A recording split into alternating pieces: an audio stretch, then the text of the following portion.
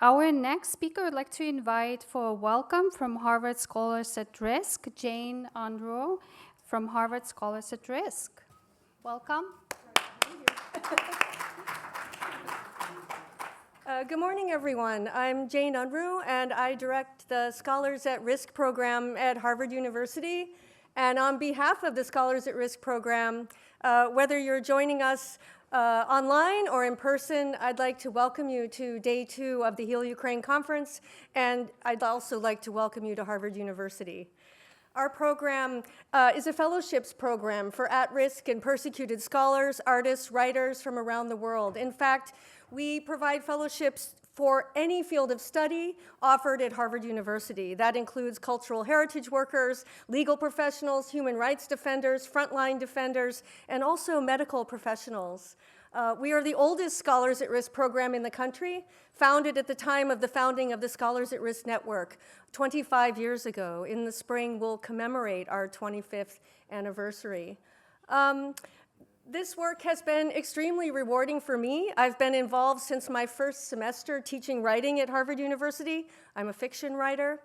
And I fell into the work pretty accidentally when I brought an Iranian novelist to my class. He was a visiting writer at another university, and it was apparent that he needed support. He needed a position and also thesis support to follow his position at that university.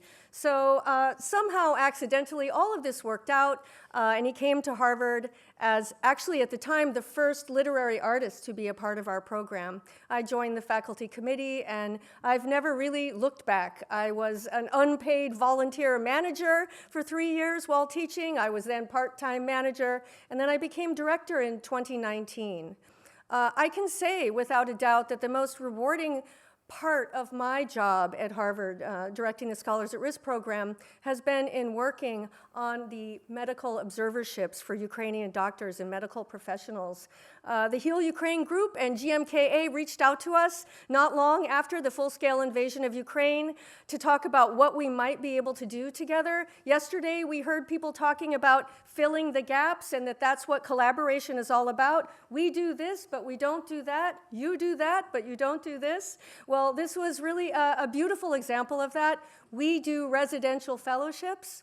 And so we were able to partner with the Heal Ukraine group, HUG, and GMKA on this extraordinary initiative to bring medical professionals and doctors from Ukraine to the United States for exchange, number one, and then also training and network building, a process that really begins with the observership and continues and endures, I'm very proud to say. So thus far, we've brought, I believe, over 60 doctors and medical professionals into our program. And I'm just so proud to be here today speaking on behalf of my program with regard to this particular initiative. And I would just like to say it's day 2. Day 1 was remarkable, a very inspiring and informative set of presentations and panel events. It's day 2. We've all been networking, and by we, I mostly mean you, have been networking. And we're at that crucial moment where we say, okay, we can start to see after this amazing party last night, where we were able to come together in a new way, we can start to see the end of the conference. And I think this morning there's excitement, but there's also a different kind of energy, an energy that maybe is tinged a little bit with worry. Will we be able to build on this after this conference is over? How will we really make something of these connections that we've made and these new relationships that maybe we're beginning to forge? And so I would just like to invite everyone to think about that during the day and make the most of this opportunity to not only to be together, but to be thinking ahead about how we can really take what happened here during this weekend into the future. I guess it's a matter of saying, how can we make it so that none of this could have happened if we hadn't been here this weekend? How can we make this as essential as we want it to be? Thank you very much.